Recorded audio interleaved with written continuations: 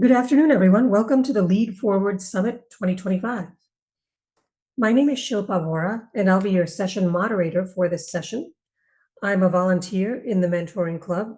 We are thrilled to have you join us for this exciting event dedicated to inspiring leaders through mentorship. Some housekeeping rules. The chat is disabled, so please put your questions into the Q&A section, and we will review it and ask the panelists later on. Depending on the time, we can ask you to enable your audio to ask your questions to the panelists. The session is Leadership in the AI Era, Preparing for the Challenges and Opportunities Ahead. Now, to guide us through this discussion, I'd like to introduce our panel speakers and panel moderator, Anaga Todolbagi, Charlie Isaacs, Peter Ivanov, and our moderator, Sean Flynn. Sean, the floor is yours to invite our speakers for their introductions.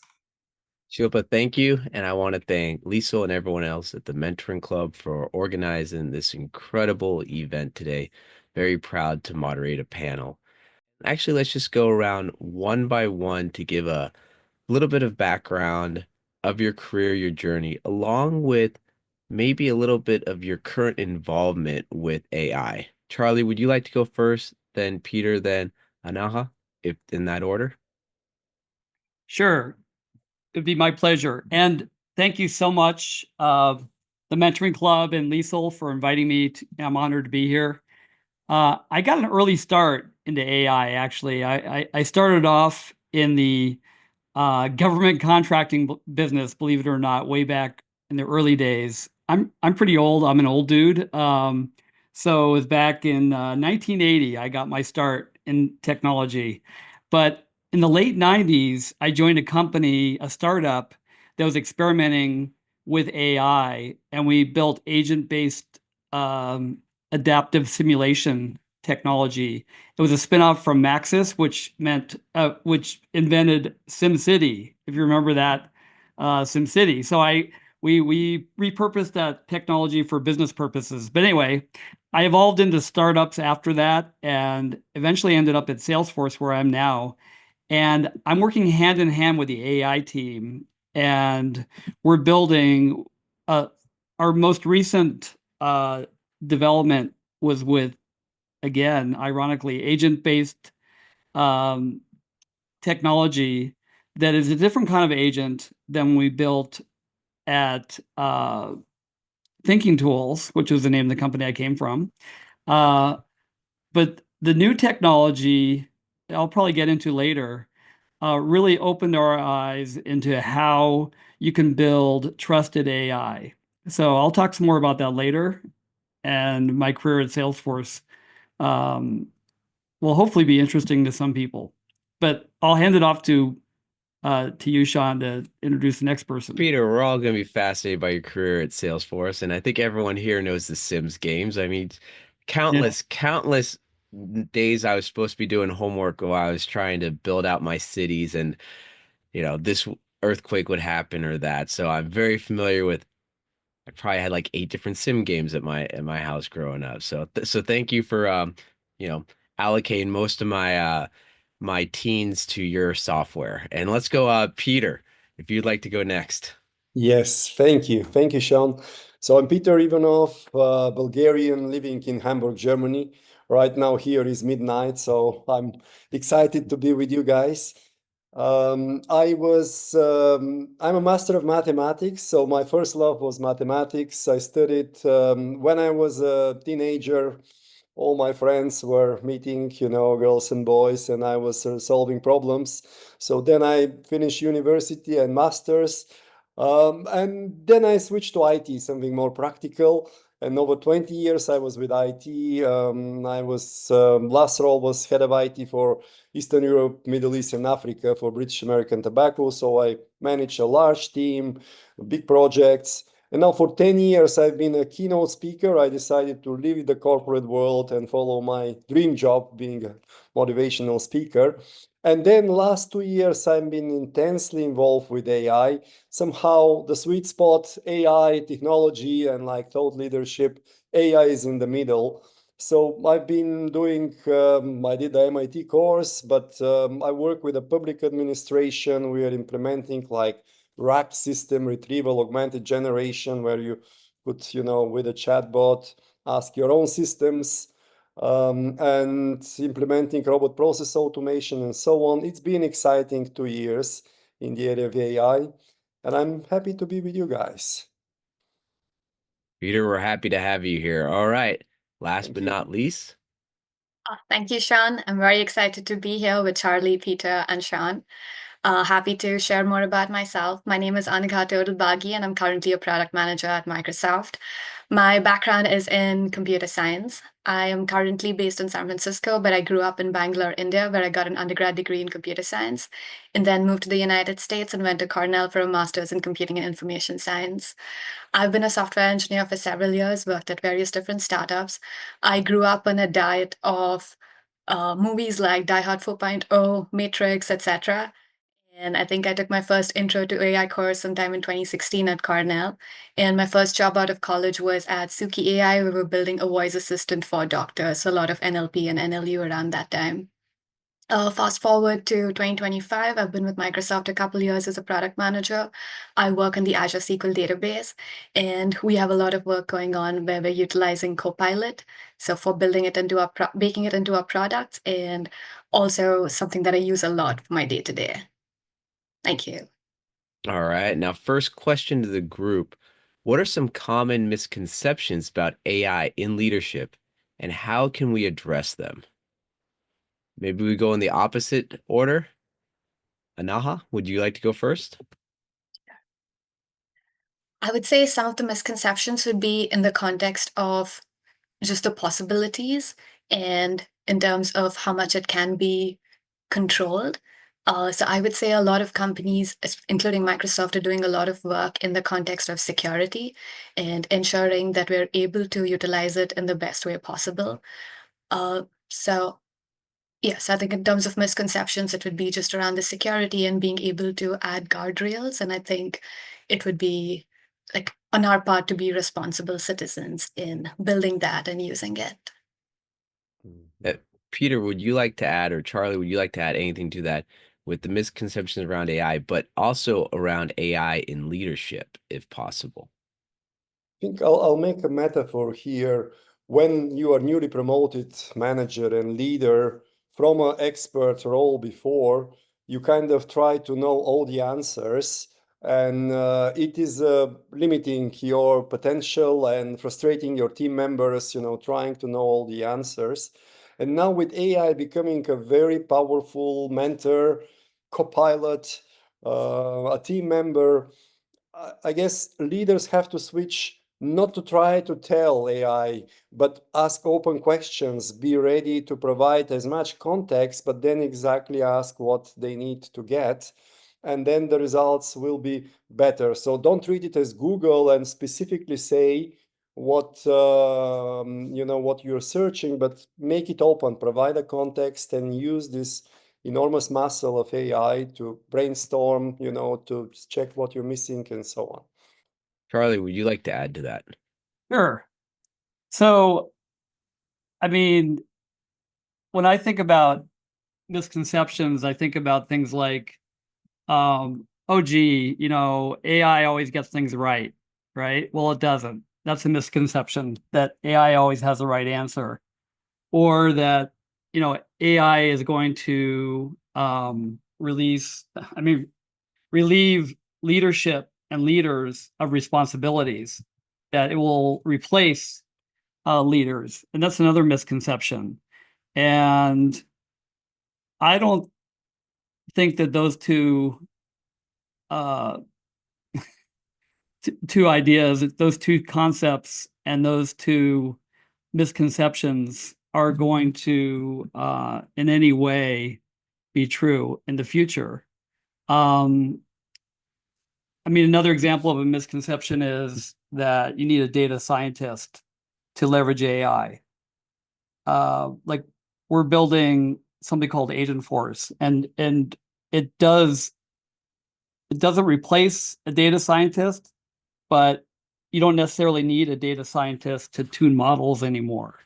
And you don't have to hire a bunch of people and spend millions of dollars on a large language model in order to implement AI at your company. And I meet with customers all the time.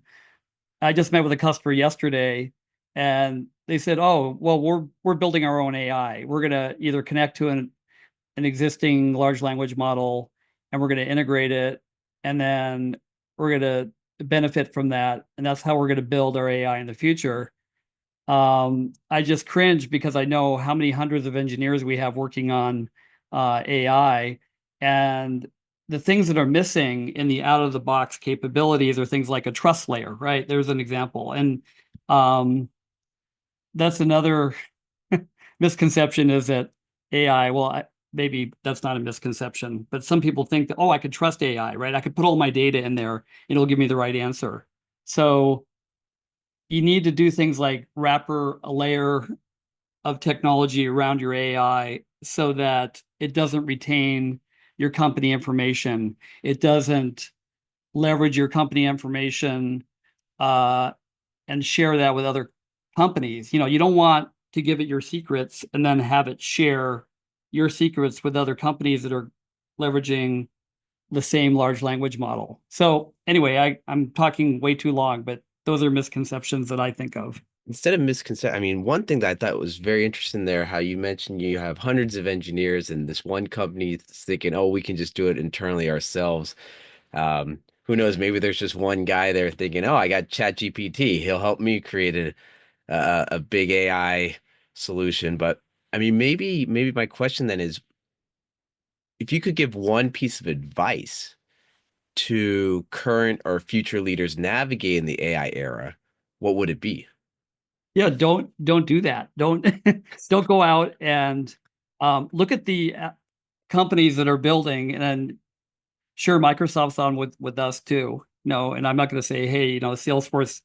Well, I will say I'm very biased. I think Salesforce has the best solution, but go out and look Conflict always has the best results with the audience. So I mean, if you guys want to throw invisible chairs at each other, go for it. No, I'm not going to do that.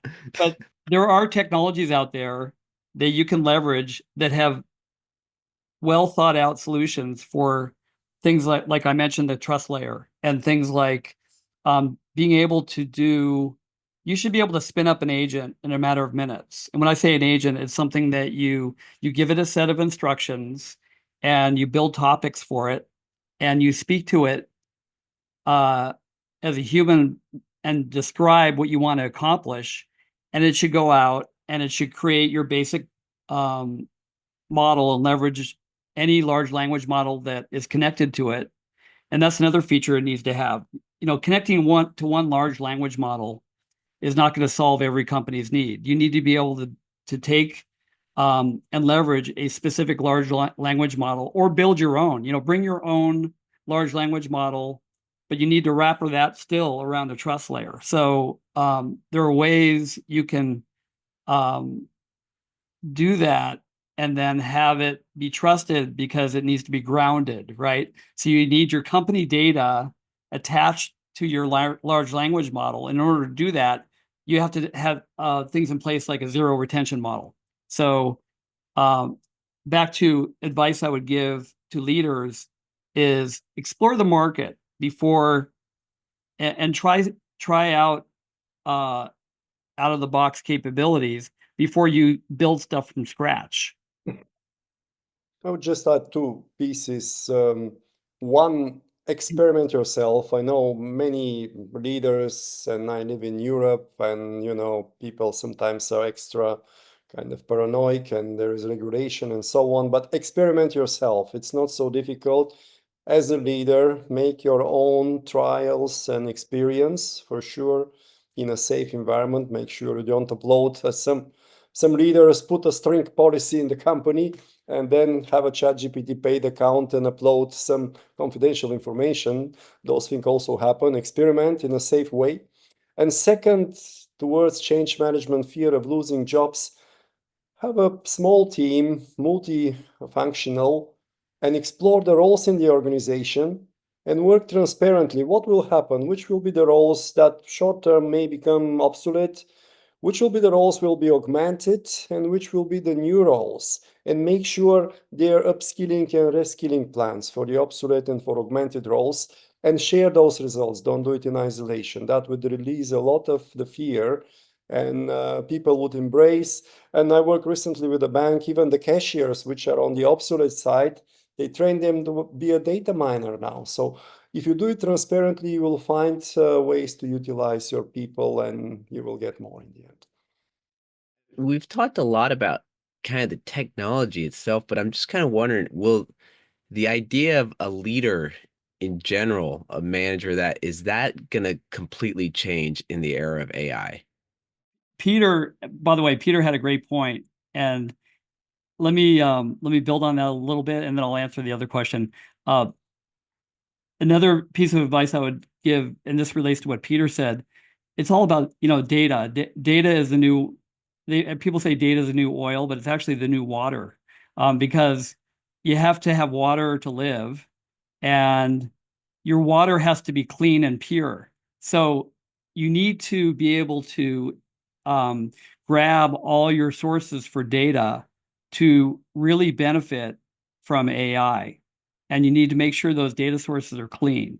So if you don't clean and ingest all the data sources, and they need to be grounded data source and trusted data sources, right?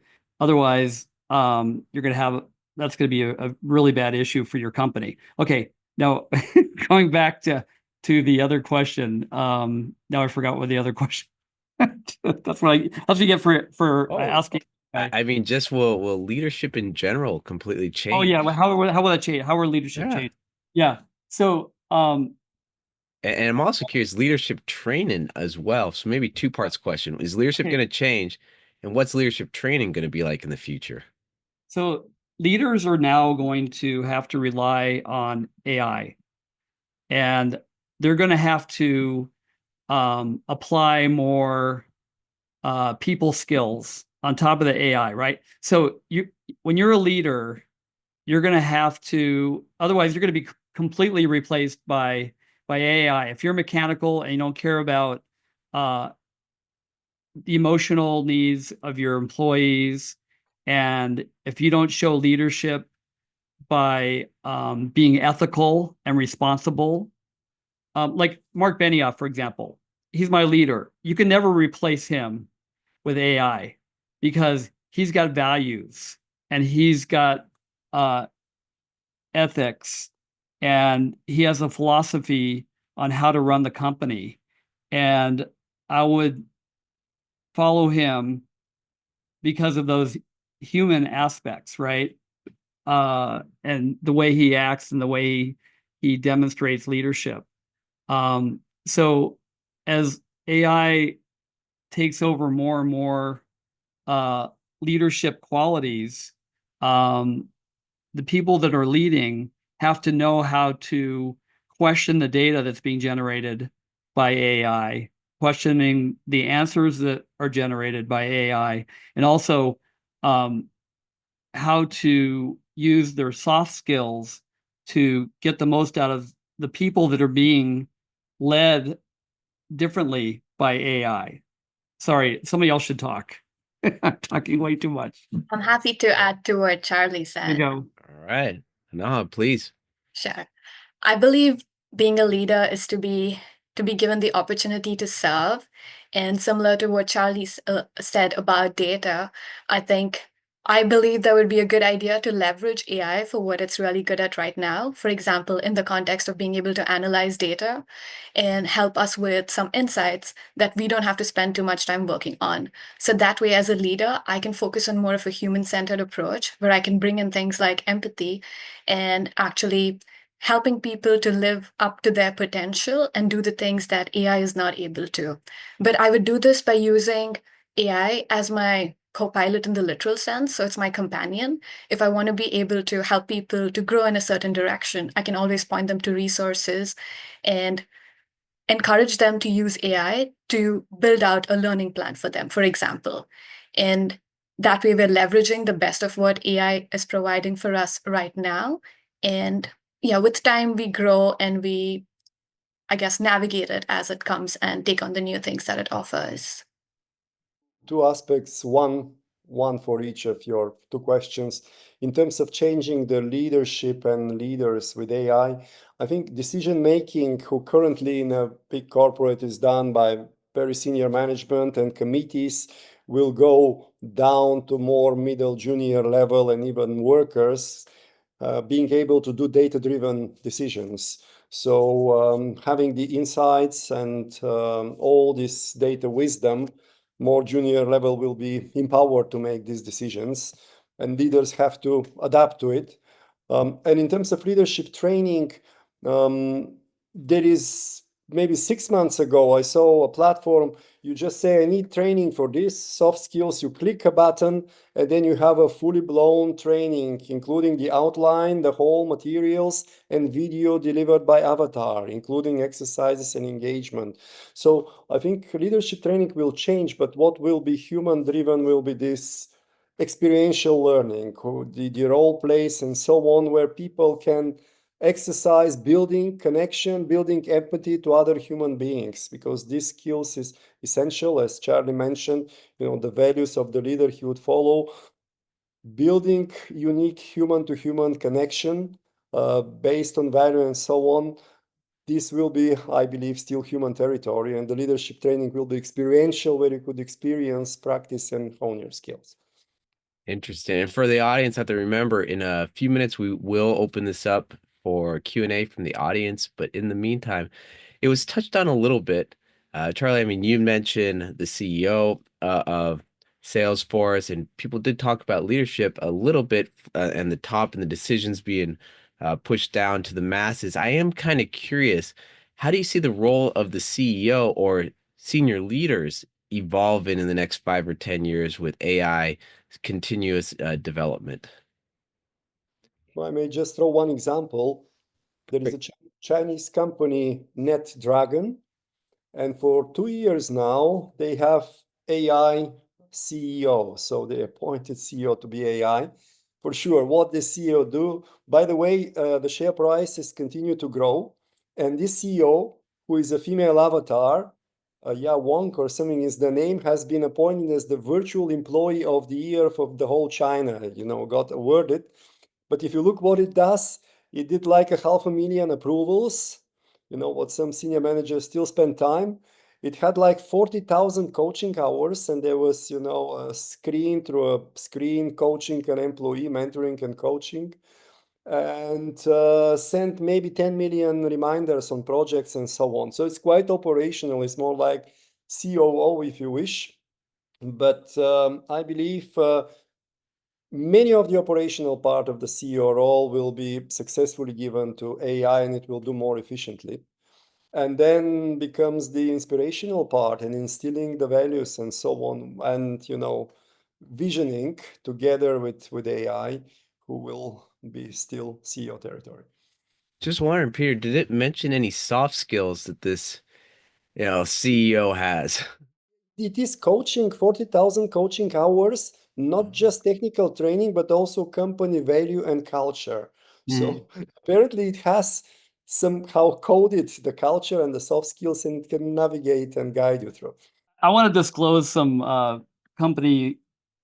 internal company information, but I think it's already been publicly stated a couple times anyway, so hopefully I'm not getting myself into trouble. So our CEO, again, back to our CEO, Mark Benioff. And by the way, back at one of the other questions before, I should have mentioned this. One of the soft skills you need is to be, and this is his favorite thing to say to people, you need a beginner's mind. And if you don't start with a beginner's mind, you really can't move forward. And everything from mentoring to coaching and being a good CEO. And he's always had this beginner's mind where he questions things, what's more important, this or that? Or I really need to be inquisitive and learn, and I need to keep learning. And he's always learning, and he's pushing all of us to keep learning. Okay, so back on the comment I wanted to make about that was internal baseball. I shouldn't use sports metaphors, sorry. But Mark would always, we've been using AI at Salesforce since 2014, and we used it to do forecasting, right? That's one of the capabilities of Salesforce, and Microsoft has that capability too for forecasting, and there a lot of companies have that tool. But we relied heavily in the early days. Mark would ask his sales leader, okay, what's your forecast, right? And he would throw out a number, and then he'd say, well, here, let me ask Einstein. Einstein is the name of our AI capability. And so Einstein would come up with a number, and this is what a CEO has to do. He has to say, okay, Einstein says your forecast is 1.5 billion, but you say it's only 1.2 billion. Are you sandbagging me? So you always have to question things like that as a CEO. So AI is going to generate a solution or an answer, but you always have to find ways to question it. And you can even use AI to do that too, right? You can have AI question AI. And Peter, I really liked your comment about coaching and guidance. Even though you replaced a CEO with the AI technology. Anybody out there listening, you could get mentored, and they may do a bad job. It's not as good of a job as a human, but when you're working with a human, you can also work with AI to have it help mentor you. And on the other side of that, I use it to help mentor the people that I'm mentoring, right? So tell it, I want, pretend like you're mentoring me, and here's my information.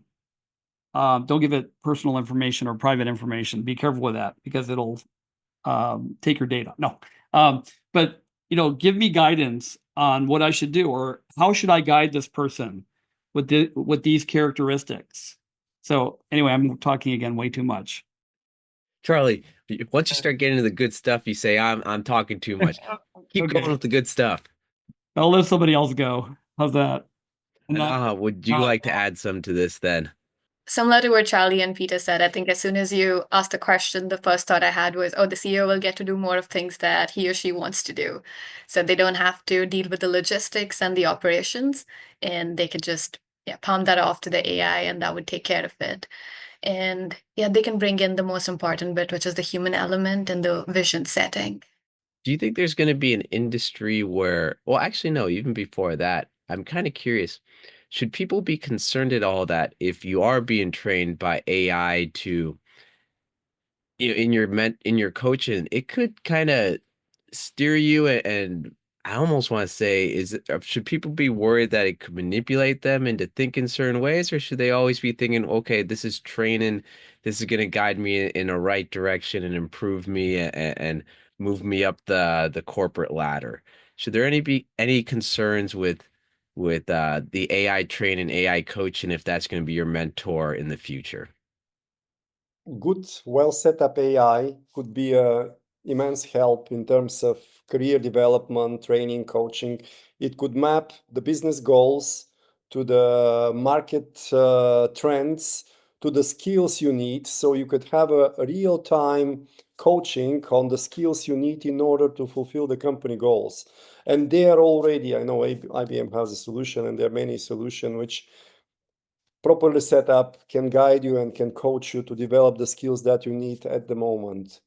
On the other hand, one of the key skills for CEO, but for everyone, would be to discover the truth and debate, because we're getting spoiled. Now Google give you thousands and you need to choose, but AI and ChatGPT, particularly generative AI, give you just one answer, and we tend to become lazy and adopt it. So discovering the truth, finding the truth, debating with others what is true and not will be absolutely key skill for senior leaders and for everyone in the age of AI. So on one hand, it could be immense help to develop the skills and manage your career, but finding the truth and debating it, we should build and teach this because it will be essential. Otherwise, we all could be easily manipulated. I would say it would be important for us to keep our sense of curiosity alive, even when, I guess, even before the age of AI, when we had other books or other sources, or when we spoke to people and they had certain ideas that they suggested. I think with a sense of curiosity, you could always question it and like cross question and have debates to figure out what is right or what we think would be right. So I would say it would be important to approach it with that sense of curiosity and do a fact check in certain cases. All right, so let's open up the Q&A to the audience. Shilpa, would you like to help out? I believe the first question we have in the queue is, how is AI driving employment opportunities in the tech sector, both technical and non-technical? What advice would you give to professionals interested in working in the AI space? Well, I can tell you what we're hiring people. We're always looking for good product managers, but we're also looking for people that can develop AI. We just repurposed a whole bunch of people from our customer service department. We had a lot of people answering questions from customers and interacting with customers to solve cases and problems and things like that. And we replaced our whole website and just trained all of our company knowledge with Agentforce. And now, if you go to Salesforce.com's customer service site, and you look at you ask a question, it's going to be answered by Agentforce. And you can, of course, escalate to a specialist now. So we have specialist people there that can help the really hard, help with the really hard questions. But all the other minor issues and minor questions are being answered by AI. And we've moved a lot of those people into other roles, helping customers in other ways. So we're hiring people that specifically have AI skills. So if you've built large language models, if you're a software developer that focuses on AI, so we have a lot of openings in that space.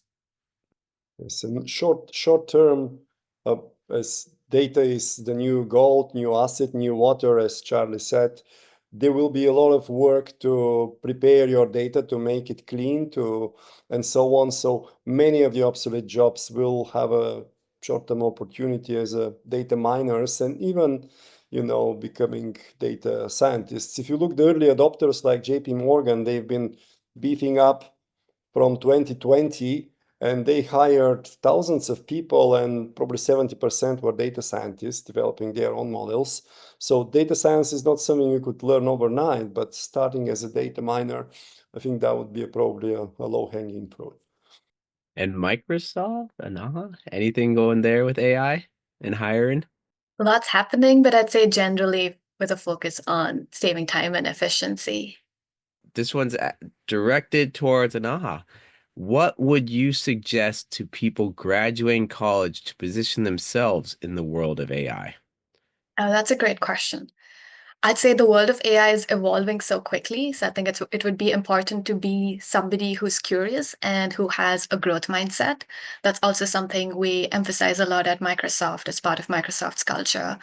Just the ability to continuously grow and evolve with the environment and to be aware and keep up with what's happening. All right. This one goes back to something that Charlie said very early on. I understand that building a trust layer protects privacy, but I need to input confidential information to save time. AI can retrieve data in seconds, whereas it would take me hours to search manually. How can I balance efficiency with privacy protection? We have customers that are actually building what we call Agentforce in a matter of seconds, right? You give it a topic, you give it a set of instructions on what you want it to do or what you want it to search for, and you deploy it, and it deploys instantly. So It might take you, 2 or 3 minutes to get it set up, and we have a creator tool that helps you build it even faster. But it gets wrapped around the trust layer, so you don't have to worry about things like AI bias and fairness and ethics, compliance, retention, right? You don't want the data model to retain your internal company information. But it also, the most important thing it does, if it's operating in your Salesforce instance, is connected to your Salesforce private protected data. So there's another layer of protection around that. So it knows your data, and only you get to see your data. So hopefully that answers the question. And there's way, ChatGPT being the most popular, there is a way to go for like API way. So all the context you upload could be even on a local server or on a cloud, but in a protected way and not being used for training. So it is not so complex. There is like off-the-shelf solution which guarantee privacy. Just make sure you have this. Next one. This one's for Charlie Peter. How is the revolution of AI different from the internet revolution? And actually, I know if you'd like to be part of that as well. Everyone on the panel. How is the revolution of AI different from the internet revolution? AI is much, much smarter than internet. It's currently, according to some tests, IQ like 160, which is like Einstein level or Elon Musk level, but it's expected very soon to reach levels of below, above 200 and so on. So it is much, much, much smarter. You can customize it. It's one of these transformative technologies. It can decide on its own and execute its decision. So it is completely different beast. And now training AI, as Mo Goddard from Google says, is like raising Superman. We have incredibly important role now to raise this Superman to be in the values we would like to kind of replicate in the society. So it is much more powerful, but we still have a chance to raise it in a good Superman and not a villain. Internet and AI are very similar in a lot of ways because they're both game changers. And Peter was talking about the differences, but I'm going to talk about a little bit about how they're similar. They completely changed. The internet was a big normalizer, right? For people that all you needed was connectivity. So even if you're in a remote village somewhere, and I've done some volunteer work in India in remote villages, and as soon as we got them internet, it became a great equalizer. They were able to get on and learn about, they could absorb massive amounts of information and really improve their lives. So AI is also a great equalizer because now everybody has access to this huge amount of data through large language models, and all they have to do is get access to ChatGPT or one of the tools, or one of the many different large language models that are out there, and they can learn and train themselves on any skill. And they could take someone like me who is like a hacker and doesn't really know. I don't consider myself a exceptional developer, but I can have it debug my code for me when I build a rapid prototype for a customer on Salesforce. If I have to write special code, I could just have it generate the skeleton for me, and then I round out the 20%. It does hallucinate a lot, and it does make a lot of mistakes. So you have to know enough to know that it's messing up, but it really can help you, assist you in your job. And that's our viewpoint at Salesforce. You have to have a human in the loop at all times, and that's part of the trust layer too. We don't allow our customers just to accept something that the AI generates without having a human in the loop. So anyway, Naga, your turn. Sorry, I'm talking too much again. No, all good things. I'm happy to add on to that. This also reminded me of the mobile era. So I look at this as like the leaps that we've been taking in the tech space. So the internet, mobile, and then now with AI. And I think this is just the beginning, and there's a lot more to come. All right, so we have time, I think, for one last question. And then at the end of that question, if people would like to give a final thought and maybe contact information or some way for people that are listening to find out more about them. But here's the final question. There are different kinds of data. Some we want to keep open and general as much as possible, as in cultural matters. Some we would want to keep private, as in internal work plans. Some we want to keep completely individual, as in skill gap analysis and skill development. How would a company architect such different kinds of data treatment for AI usage? Well, I'm biased, so I'll answer first, and then Anaga could describe how Microsoft does it. But in Salesforce, you can partition your data using our security models. So if you wanted to, and you can even train, I was talking about topics and instructions and actions coming out of our Agentforce capability. So you can give it instructions about how to partition those sections, and then you can sprinkle security permissions and what we call profiles on top of all that, so that the data is partitioned and protected if you want it to be, and it can be opened up to the world even if you wanted to be, if you wanted to do that. And we have special tools, like you could build a portal. Let's say you want to expose all of your specific kind of information to the world. Well, you just spin up what we call an Experience Cloud portal. You connect it to Agentforce, and now you've exposed all that data you want public out to the world. But if you want to keep everything private, then you can do that with our internal security model. All right, next, Peter. No, just generically, I'm attending many conferences as a keynote speaker, and recently I come across a lot of people developing security for AI, including all these important dimensions. And they also take care of like prompt hacking, because sometimes you don't have to hack the system, but with a smart prompt, you can get confidential information. So there is a new industry now which would provide this functionality, as Charlie mentioned, in Salesforce, where you could really segregate data and say, okay, this is for public training, this is individual, and so on. So yes, there are people working in this space. To add to that, I would include that there could be on-prem solutions versus cloud solutions, and there'd be an array of options in terms of like how you'd like your data to be treated. So I would say, yeah, it would make sense to like pick what makes most sense for that situation for your company.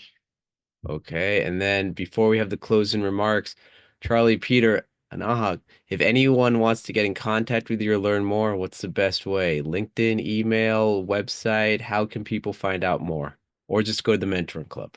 Yeah, sure. I'm on Twitter or X, whatever you want to call it, at Charlie Isaacs. And I'm also on Instagram and Facebook.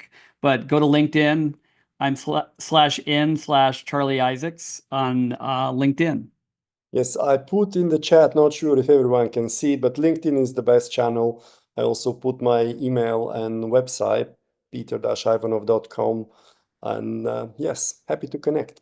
Feel free to reach out on LinkedIn and share what you like the most about the session. I'm there with my full name. So linkedin.com/in/AnikaTotalBuggy. Perfect. And when I'm not moderating incredible panels like this, I'm an investment banker focused on mergers, acquisition, growth capital. I've been a mentor at the Mentoring Club now for maybe 6-7 years. It's been quite the journey. Really have enjoyed it. And with that, Shilpa, would you like to take over the microphone for the closing remarks? Sure, I'd be happy to. Before we wrap up, I'd like to extend a heartfelt thank you to our incredible panelists, Anaga, Charlie, and Peter, and our panel moderator, Sean. Your insights and expertise have truly made this session valuable and inspiring. We appreciate the time and effort you've dedicated to sharing your knowledge with us today. Let's all give a virtual round of applause to them. We value your feedback. Complete the session surveys to help us improve and continue delivering impactful events. As a thank you, you'll receive 1 month of free mentee subscription to the Mentoring Club for every session survey completed. For example, 6 completed surveys equals 6 months free. A discount code will be sent to you a few days after the event. You can use it for yourself or gift it. Plus, the first 10 respondents will receive exclusive giveaways, including the Mentoring Club t-shirts and caps. Shipping limitations may apply to Oceania, Africa, and Asia due to higher costs. Thank you for helping us make a difference. Ready to dive deeper into leadership development? Join our premium workshops for in-depth, multi-session learning experiences over the coming months. These workshops build on today's workshop's insights and are designed to help you grow as a leader. Scan the QR code to learn more and sign up. Loving today's session? Take the next step. Become a mentor or mentee. Scan the QR code to join the mentoring club and make a lasting impact. Get the VIP pass for on-demand access to all event recordings after the summit. It's perfect for rewatching your favorite sessions or catching the ones you missed. We are offering the VIP pass for $13 for 13 sessions. To celebrate our 9th year anniversary with you, we are extending a 9% discount when you subscribe to the VIP pass today. Simply scan the QR code. Please join us for the next session, which is a workshop entitled Unlock Your Leadership Potential with Energetic Leadership. In the meantime, feel free to connect with fellow attendees, share your thoughts, and engage with one another in the chat. This is a fantastic opportunity to expand your network and exchange ideas with like-minded individuals from around the world. In just a moment, we'll play a special 10-minute video introduction about the Mentoring Club, TMC.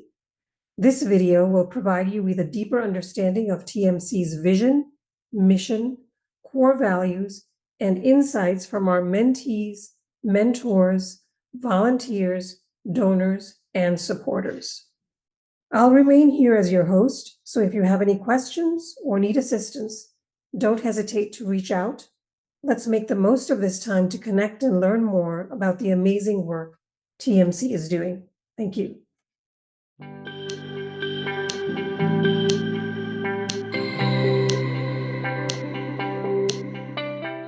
I think one of the biggest reasons why I've had so much enjoyment and also satisfaction in the past 6 years of my career is all the mentors and the people I've met along the way.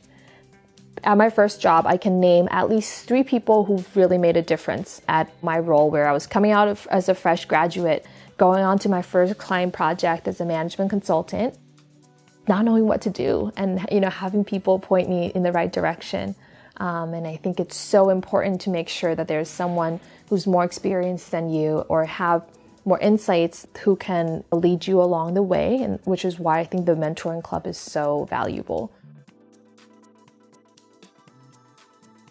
I am a leader. I was born to a modest couple in the Philippines, the youngest of 4 girls. My mom was my greatest influence. I take after her with her kindness and creative problem-solving discipline. I have been in California for 22 years now. I joined an internet consulting company in Silicon Valley as business development manager in 2002, became chief operating officer and part owner after 8 years, then exited in 2020 to focus on the Mentoring Club, my give back passion project. The Mentoring Club connects working people to accomplished leaders for leadership development mentoring. With a growing community of hundreds of mentors, mentees, volunteers, donors, and partners globally, we are giving the gift of leaders to the world. What is my vision for the Mentoring Club?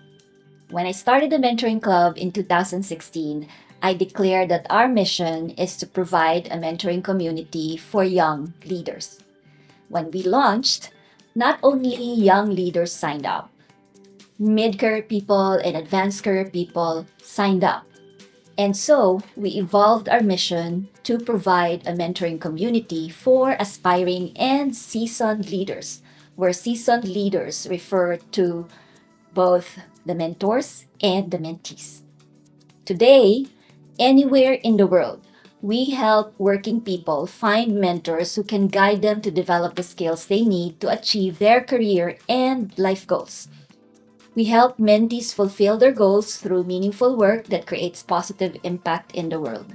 We believe that when we're doing meaningful work, that's when the leaders in us come out. because we care about the results. And when we care about the results, then that is how we can make a positive impact in the world. Ultimately, my vision is that as mentees become successful leaders, my dream is for them to become mentors to others. And that's how the cycle of giving back can continue, hopefully without end, hopefully even long after I'm gone. When Lisel put that vision on the screen, it made it so easy for me, one, to take in, and two, to brag and share. This is what the Mentoring Club is about. Now, contrast that with, here's a one-page brochure. Read it and then share it. I'm not likely to do that, but just because Lisel made it easy for me to see a picture, the best part of the picture, I could see myself in that picture. One of the ways we attract people into the Mentoring Club is to share our leadership core values. Our anchor values are trust, leadership, and community. Under trust, we believe that integrity, honesty, and commitment are what make us trustworthy as individuals and professionals. Under leadership, we believe that health, vision, and execution are all needed to be successful leaders. One without the others pretty much leads to nothing. We have to have all of them. And it is understandable that not all of us will be great at both visioning and execution. So if you're great at visioning, find somebody to help you execute. And if you're great at execution, find somebody whose vision you can support and help execute. That way, both of you can become successful leaders. And the last anchor value, community. Under community, we believe that humanity, contentment, family are the social grounding forces that make us feel fulfilled and happy. At the end of the day, even though we're successful as leaders, if we don't have anybody to share that success with, then it will be a lonely success. And so we encourage everybody to think about their values. And if those values align with ours, then this may be just the right community to be a part of. What are the proofs that the vision and the mission are being realized? Throughout this conference, I invite you to watch some of the testimonials that our mentors and mentees are sharing about their experiences within the community. My mentors were very encouraging because the interview process can be very overwhelming and some of them are really long and it's really easy to lose hope during the process. And I was making that transition, which is very, very different, both of them. Thankfully, I had a lot of volunteer experience that was able to kind of make also the transition easier. But definitely having a mentor during that process gave me more motivation and that little push I needed on the day. I didn't really think that I could do it. So having the mentor during that process was really, really helpful. I am in a job right now that I really like and I'm very happy I made that switch. And just having someone to be your kind of like a cheerleader that time of transition where there is a lot of uncertainty and you're trying to figure things out, it was just really helpful for me.